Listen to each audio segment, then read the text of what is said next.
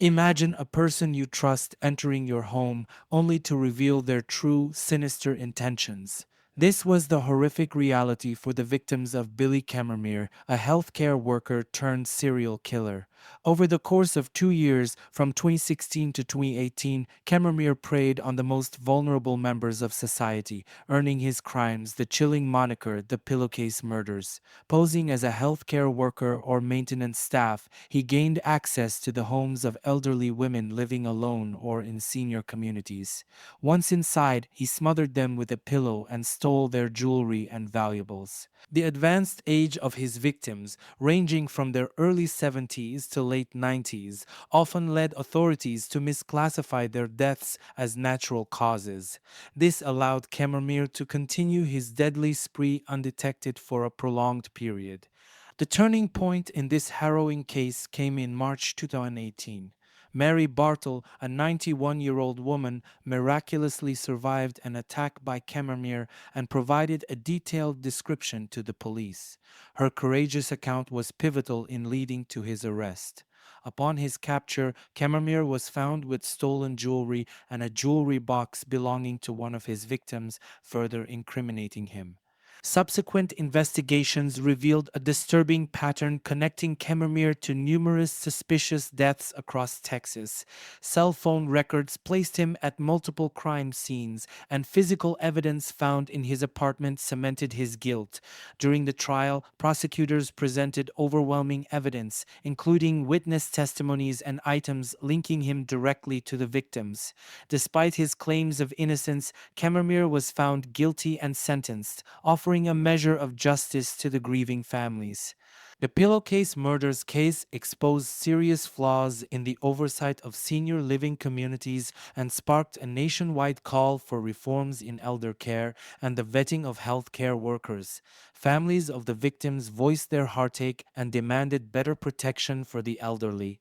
This case serves as a stark reminder of the vulnerabilities faced by our aging population and the importance of vigilance in safeguarding their well-being. For a deeper exploration of this chilling case, the Paramount Plus docu-series Pillowcase Murders provides an extensive look at Chemirmir's crimes, the investigation, and the trial, featuring interviews with victims' families, law enforcement, and experts. Stay tuned as we delve into the details of these heinous acts, the investigation that brought Chemirmir to justice, and the broader implications for elder care and safety. Billy Chemirmir was a Kenyan-born healthcare worker who immigrated to the United States in search of a better life. Settling in Texas, he took on various roles within the healthcare sector, eventually finding work that allowed him direct access to elderly patients. Standing at 6 feet 2 inches with a non-threatening demeanor and a friendly smile, Chemirmir was able to gain the trust of many elderly women living in independent living communities and private residences.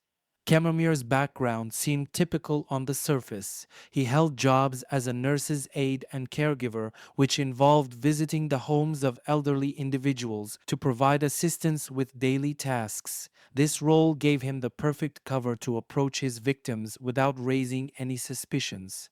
Colleagues and acquaintances described him as courteous and professional, unaware of the dark intentions that lay beneath his seemingly benign exterior. His method of operation involved meticulous planning. Chemirmir would often scout his victims, choosing those who lived alone or were particularly vulnerable. His approach was calculated. He presented himself as a helpful healthcare worker, gaining entry into the homes of his unsuspecting victims. Once inside, he would engage them in conversation, using his charm to put them at ease before launching his deadly attacks. Chemirmir's choice of victims was strategic. He targeted elderly women primarily between the ages of 70 and 90, many of whom were living independently in senior communities. These women were often isolated and had health conditions that made them less likely to defend themselves effectively. Additionally, their deaths were less likely to be immediately scrutinized, often being attributed to natural causes due to their advanced age. His ability to blend in and his methodical approach enabled him to carry out his crimes without detection for a considerable period. Chemirmir's actions remained hidden under the guise of his caregiving profession, exploiting the trust placed in healthcare workers to commit a series of heinous murders. The case of Billy Chemirmir is a chilling reminder of how predators can manipulate their environments and roles to carry out their sinister plans. Chemirmir's victims were predominantly elderly women, ranging in age from their early 70s to late 90s. These women lived in independent living communities, senior retirement centers, and private homes across Texas. The advanced age of these victims initially led authorities to attribute their deaths to natural causes, particularly since many suffered from age-related health issues. This critical oversight allowed Chemirmir to continue his deadly spree undetected for a significant period. Among the victims were women like Phyllis Payne, a 91-year-old woman who lived independently and was found deceased in her apartment. Initially thought to have died of natural causes, it wasn't until later investigations that her death was linked to Chemirmir. Another victim, 88-year-old Doris Gleason, was found in her home with signs of a struggle overlooked at first. Her death was only reclassified as a homicide after Chemirmir's arrest. Many of these women had lived full lives, leaving behind families who were devastated by their sudden and seemingly inexplicable deaths. The loss was compounded by the realization that these deaths were not peaceful endings to long lives, but violent acts carried out by someone they thought they could trust. The pattern of deaths was subtle and spread across various locations, which made it difficult for authorities to connect the dots initially. Chemirmir's ability to target those who were isolated or in environments where sudden deaths were not uncommon played a significant role in the delay of his capture. This exploitation of the victim's vulnerabilities is one of the most tragic aspects of these crimes. The families of the victims have since been vocal about the systemic failures that allowed Chemirmir to operate undetected. They have called for better oversight and improved protocols in senior living communities to prevent such tragedies in the future. The grief and anger of these families highlight the broader implications of Chemirmir's actions, extending beyond the immediate loss to questions about the safety and care of elderly populations. Chemirmir's victims are remembered not just for how they died, but for who they were: mothers, grandmothers, and beloved members of their communities. Their stories have brought to light the critical need for vigilance and reform in elder care to protect the most vulnerable among us. The case took a dramatic turn in March 2018. Mary Bartle, a 91-year-old woman, became a pivotal figure in bringing Billy Chemirmir to justice. Bartle survived an attack by Chemirmir, managing to fend him off and escape. Her courageous actions and clear description of her assailant provided the crucial breakthrough investigators needed. On the day of the attack, Chemirmir had posed as a maintenance worker to gain entry into Bartle's home. Once inside, he attempted to smother her with a pillow, but Bartle's quick thinking and determination allowed her to fight back. She was able to provide the police with a detailed description of Chemirmir, including his appearance and the method he used to gain entry into her home. This vital information led to Chemirmir's swift arrest. When apprehended, authorities found Chemirmir in possession of stolen jewelry and a jewelry box belonging to one of his previous victims, directly linking him to the crimes. His arrest marked the end of his deadly spree and the beginning of a comprehensive investigation into the suspicious deaths that had plagued the community. Bartle's survival and testimony were instrumental in not only capturing Chemirmir, but also in re-examining other cases that had been previously attributed to natural causes. Her bravery shed light on a series of crimes that might otherwise have remained unsolved. Following Billy Chemirmir's arrest, investigators began a thorough re-examination of numerous deaths that had previously been considered natural. As they delved deeper, they discovered a disturbing pattern connecting Chemirmir to these fatalities.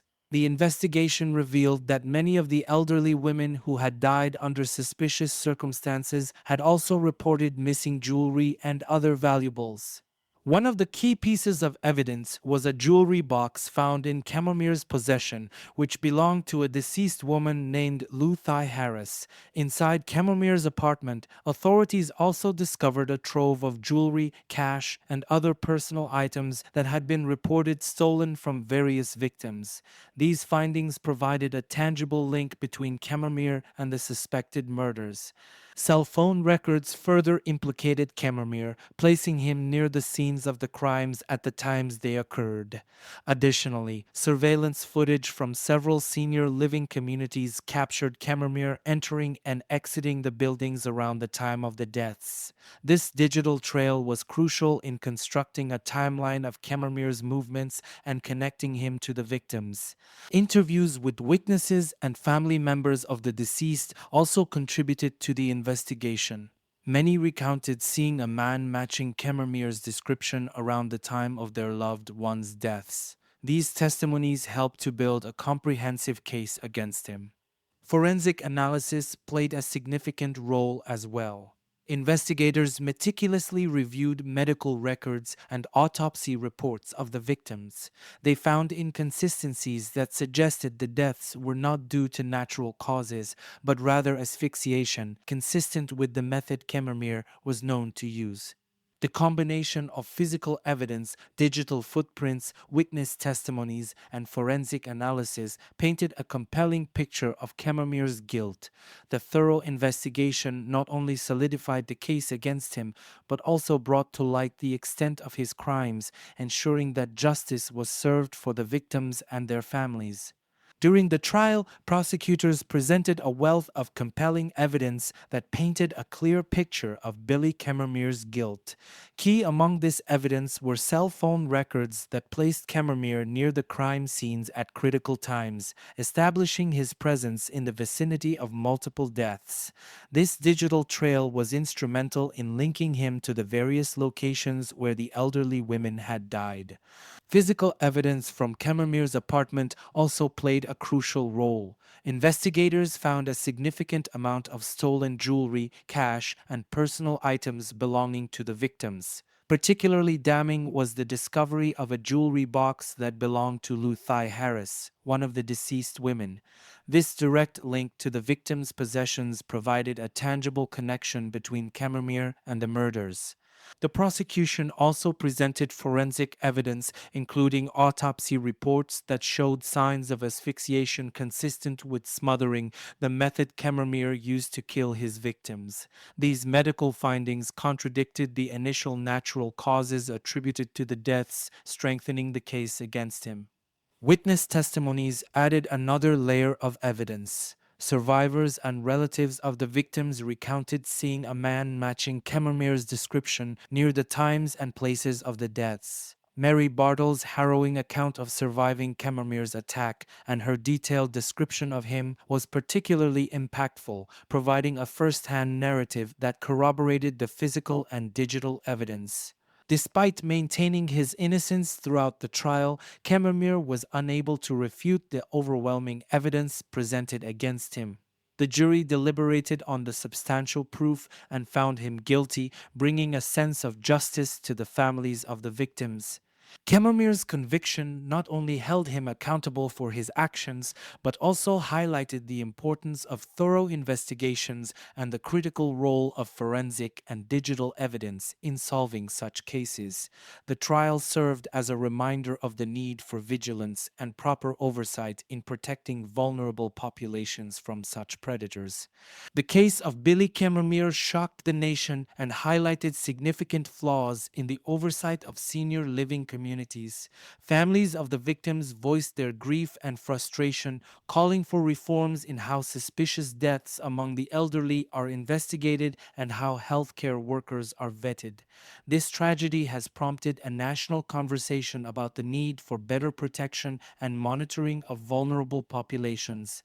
For those seeking an in-depth look at this chilling case, the Paramount Plus docu-series Pillowcase Murders explores Chemirmir's crimes, the investigation, and the trial. Featuring interviews with victims' families, law enforcement, and experts, it offers a comprehensive examination of the case and its broader implications for elder care and criminal justice. The Pillowcase murders serve as a grim reminder of the vulnerabilities faced by the elderly and the importance of vigilance and proper oversight in caregiving environments.